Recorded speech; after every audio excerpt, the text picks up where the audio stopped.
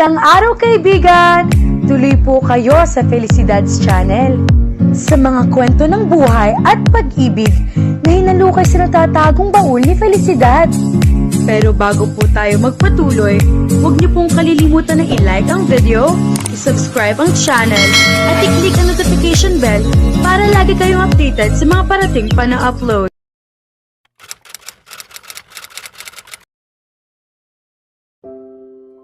Pagbalik ni Amara sa Maynila matapos ang matagumpay na proyekto kasama ang Velor Fragrance House, hindi niya maiwasang mapaisip.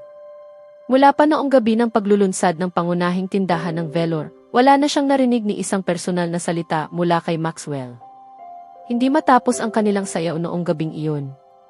Hindi matapos nitong hawakan ang kanyang kamay at hindi kailanman binitiwan. Hawak nito ang kanyang kamay hanggang sa makarating sila sa sasakyan at maging sa buong biyahe nila patungong Uetliberg. Para bang bigla na lamang itong naglaho. Lahat ng email at bawat update na natanggap niya mula noon ay dumaan lamang kay Ginoong Javier, ang punong opisyal sa operasyon ng Venture and Corporation na madalas na kumakatawan kay Maxwell sa mga usaping pangnegosyo. Hindi ka ba niya na-text? O natawagan man lang? Kahit minsan. Tanong ni Miranda isang hapon habang nakahilata sa sala ng apartment ni Amara. Umiling si Amara. Akala ko pa naman may nangyari sa inyong dalawa noong gabing iyon, panunukso ni Miranda habang may mapang-alam na ngiting sumisilip sa kanyang mga labi. Pabirong kinurot ni Amara ang tagiliran ng kaibigan, dahilan upang mapasigaw ito ng mahina bago kapwa sila matawa. Siguro masyado lang akong nag-iisip.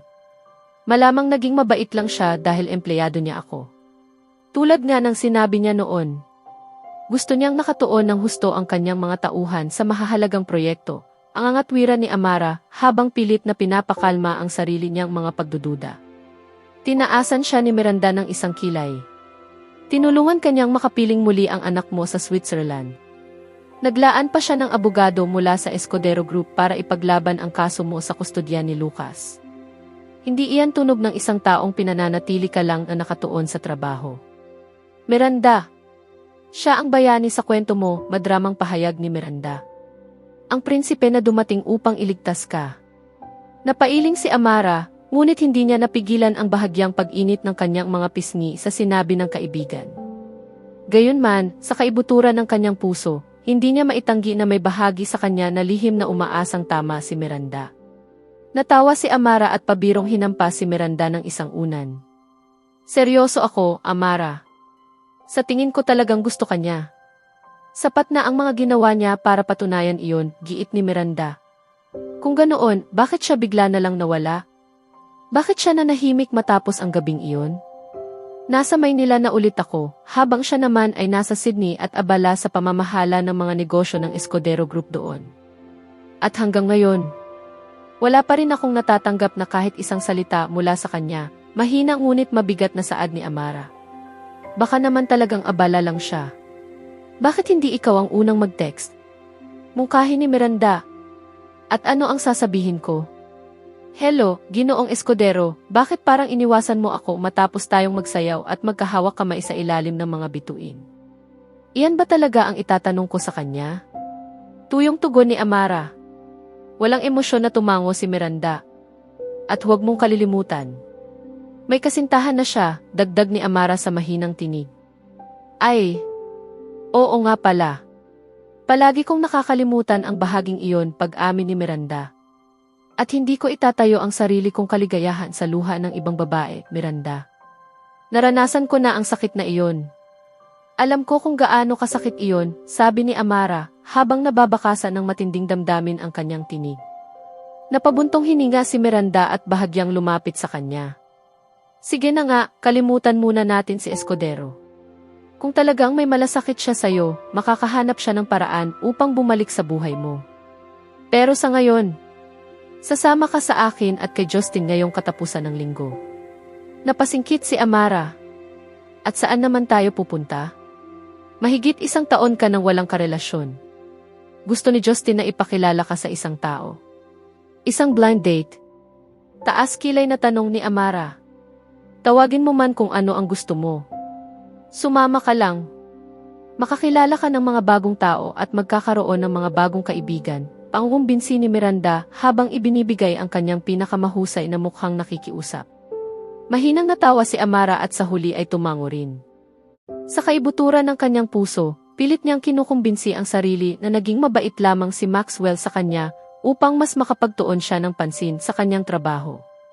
Nakipagkita na rin sa kanya ang abogado ng Escudero Group hinggil sa usapin ng kustodya ni Lucas. Si Binibining Dorothy Huarte, isang tanyag na abogado na kilala sa halos hindi kailanman natatalo sa mga kasong hinahawakan nito, ay nagbigay ng katiyakan kay Amara na malaki ang posibilidad niyang makamit ang pinagsasaluhang legal at pisikal na kustodya kay Lucas. Naipadala na rin ito ang opisyal na abiso kay Ethan.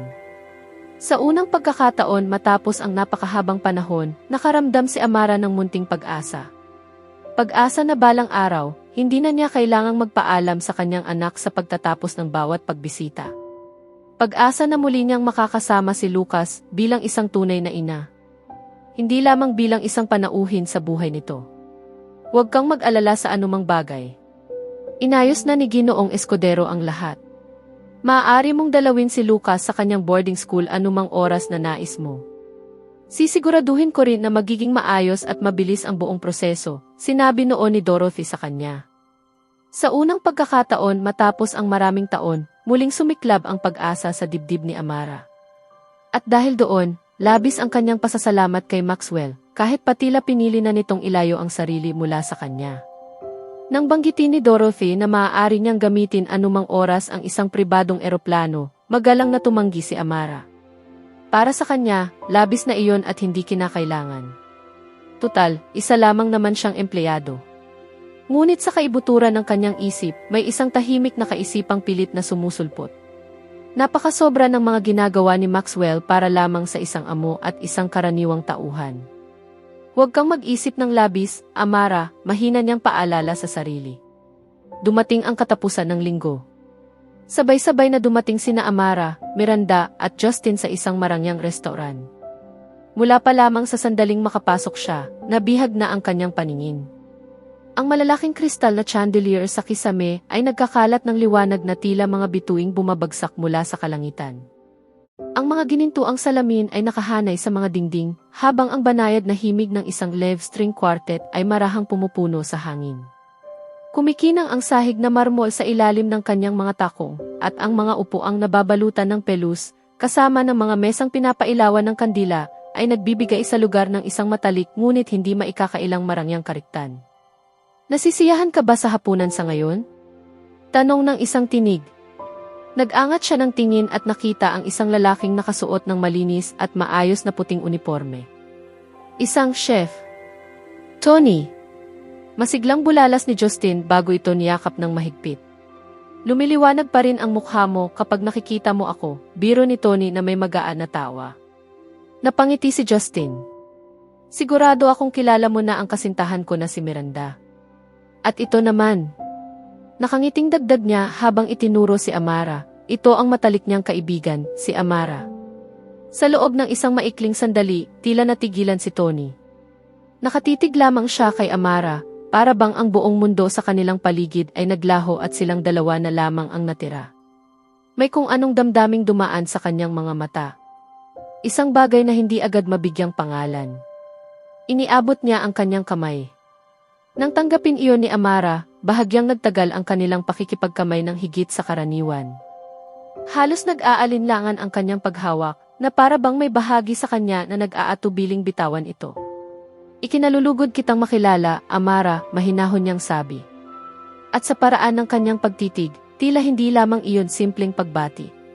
Tila may kung anong bagay na matagal na niyang hinahanap. At ngayon lamang natagpuan. Nakasuot si Amara ng isang payak, ngunit napakapinong damit. Ang malilinis nitong tabas ay marahang sumasabay sa bawat galaw niya, na tila likas na bahagi ng kanyang pagkatao. Sumasalo ang tela sa ginintuang liwanag mula sa mga chandelier, na nagbibigay sa kanya ng isang tahimik at likas na kariktang hindi na nangangailangan ng anumang palamuti. Mahinhin ang kanyang ngiti. Simple, halos mapagkumbaba. Ngunit sapat iyon upang mapalambot ang kanyang buong anyo sa paraang mahirap alisin sa paningin. May payapang ningning sa kanyang mga mata, matatag ngunit hindi naghahangad ng pansin. Isang uri ng kinang na nananatili sa alaala ng mas matagal kaysa sa mismong sandali. Ikaw ay napakaganda, mahina at taimtim na saad ni Tony. Magalang nang umiti si Amara. Hindi naman talaga.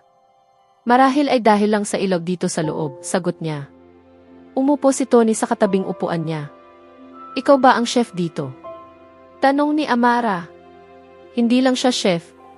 Siya ang may-ari ng lugar na ito, sabad ni Justin. Talagang kahanga-hanga, tapat na tugon ni Amara, tunay na napukaw ang kanyang interes. Wala naman iyon, kibit-balikat na sagot ni Tony. Mahal ko lang talaga ang pagluluto. Kaya ginawa ko itong propesyon. Sa katunayan, pangalawa na niyang restaurant ito, pagmamalaking dagdag ni Justin. May Michelin star na ang una niyang restaurant. Sigurado akong makakakuha rin ng ganoong pagkilala ang isang ito. Pinapalaki mo lang ang usapan, Justin, natatawang sabi ni Tony. Sa tingin ko naman hindi iyon imposibleng mangyari, mainit na saad ni Miranda. Napakahusay ng lugar na ito. Bahagyang yumuko si Tony bilang pasasalamat. Salamat, Miranda. Natutuwa akong nagustuhan mo. Pagkatapos ay lumipat ang kanyang tingin at muling huminto kay Amara. Lalong luminaw ang init sa kanyang mga mata at tila hindi niya namalayang naging mas banayad ang kanyang tinig. At ikaw naman, Amara. Ano ang trabaho mo? Nagtatrabaho ako sa larangan ng branding at marketing, sagot niya. Nagpatuloy ang kanilang pag-uusap ng ilang sandali bago nagpaalam si Tony upang bumalik sa kusina. Ngunit bago siya tuluyang umalis, bahagya siyang yumuko palapit kay Amara. Sana ay muli tayong magkita. Kung gugustuhin mo rin? Mahina niyang tanong. May pag-aatubili sa kanyang tinig, ngunit ang kanyang mga mata ay nanatiling nakatuon kay Amara, na para bang naghihintay ng sagot na higit na mahalaga kaysa nararapat. Umiti lamang si Amara. Isang magaan, mabait, at likas na ngiting ibinibigay niya nang hindi na kinakailangang pag-isipan. Ngunit para kay Tony, sapat na iyon upang guluhin ang kanyang katahimikan. May kakaibang ganda sa pagiging payak nito. Isang likas na kagandahang hindi nagsisikap magpahanga, ngunit hindi rin maikakailang nakaakit. Nananatili ang ngiting iyon sa kanyang dibdib ng mas matagal kaysa sa inaasahan niya. At sa unang pagkakataon sa mahabang panahon, natagpuan niya ang sarili na nag-aatubiling alisin ang tingin. Para bang ang simpleng ngiting iyon ay tahimik na gumising sa isang bahagi ng kanyang puso na matagal nang nananahimik. Sa susunod na kabanata, magsisimulang maging mas pursigido si Tony na makilala si Amara, at ang isang simpleng imbitasyon ay maaaring magbukas ng bagong kabanata sa buhay nito na matagal nang isinara matapos ang kanyang diborsyo. Samantala, sa Sydney, isang balitang may kinalaman kay Amara ang makararating kay Maxwell, at sa unang pagkakataon mula nang lumayo siya, mararamdaman niyang may banta na mawalan siya ng pagkakataong angkinin ang babaeng lihim niyang minamahal. Kaya abangan natin.